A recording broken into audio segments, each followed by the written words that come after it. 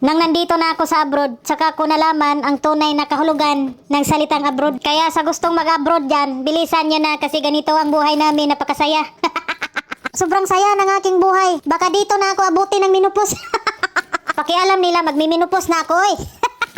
May tagok-tagok pa to eh. Nagbakasyon lang pala kami dito. Sa tuwing nagbabakasyon kami dito ay tinutulungan ko ang ating kababayan. Sa ilang araw lang ang pamamalagi namin dito. Kahit paano mabawas-bawasan naman ang kanyang trabaho. Araw-araw niya itong ginagawa na linisan ng buong labas ng bahay. Baka sabihin ng mga kuring mundo dyan, puro reklamo. Kung ayaw mapagod, wag na lang mag-abroad. Ay sinasabi lang naman namin kung anong sitwasyon namin dito sa abroad. Oy, na ganito kasaya ang buhay namin.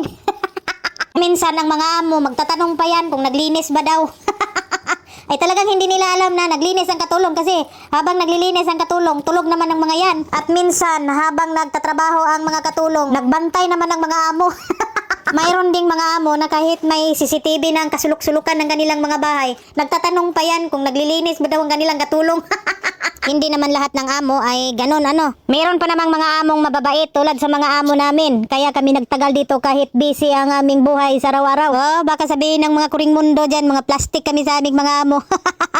Ay totoo yun. Kahit gaano karami ang trabaho sa araw-araw, kung okay naman ang amo, kung mabait naman ang amo, ay talagang magtagal ang mga katulong. At marami na rin akong nasalamuhan ng mga kababayan natin, lalo na tuwing weekend, nasa palaruan kami. Iba't ibang kwento ng buhay. Pagod na daw sila sa trabaho sa bahay, tapos limit pa ang pagkain. Tapos tuwing weekend, pinapalinis pa daw sila sa bahay ng kapatid ng kanilang mga amo. Minsan sa bahay ng mama ng kanilang mga amo. Hanggang linis lang daw sila, bawal daw kumain.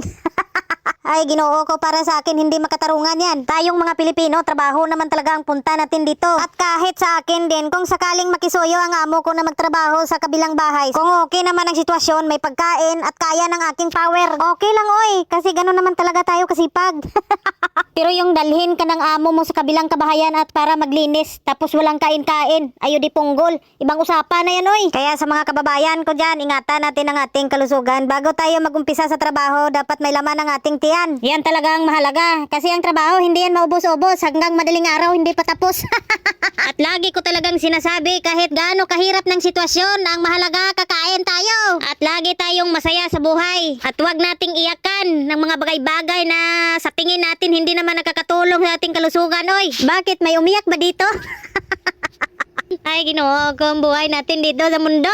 Kunwari, may nangangamusta sa atin. Day, kamusta ka na? Ito, mayaman na ako ngayon. Kumakain na ako ng 3 beses isang araw. Kadalasan ko kasing naririnig pag may nangangamusta. Ito, mahirap ang buhay sa araw-araw. Ay, wag ganon. Kasi pag sinabi natin lagi na mahirap ang buhay, mas lalo tayong maghihirap.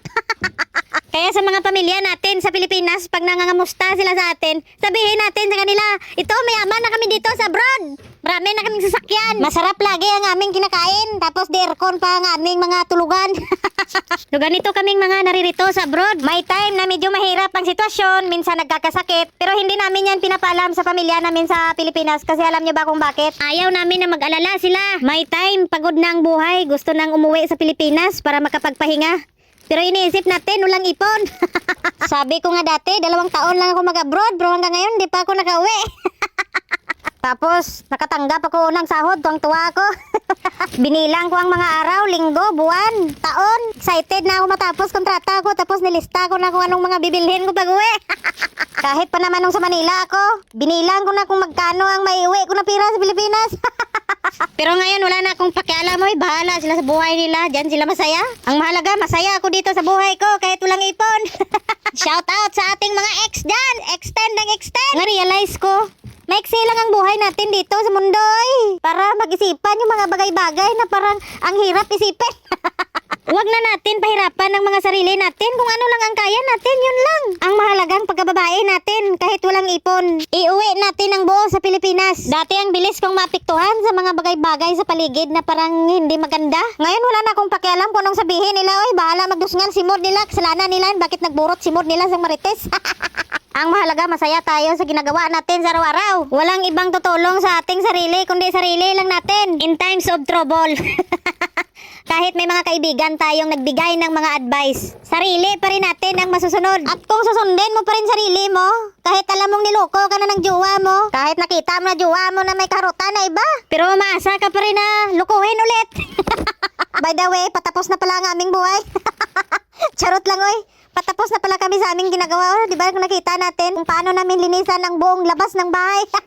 Sa mga nakatagpo ng mga kuripot ng amo, para-paraan lang. Dahil sa trabaho sa araw-araw, dapat malakas ang ating resistensya. Hindi naman lahat. Pero meron kasing mga amo na ang alam nila pagtrabahoin ang kanilang katulong. Wala na silang pakialam kung may kain ba o wala. Tapos na tayo, pwede na tayong kumain ulit.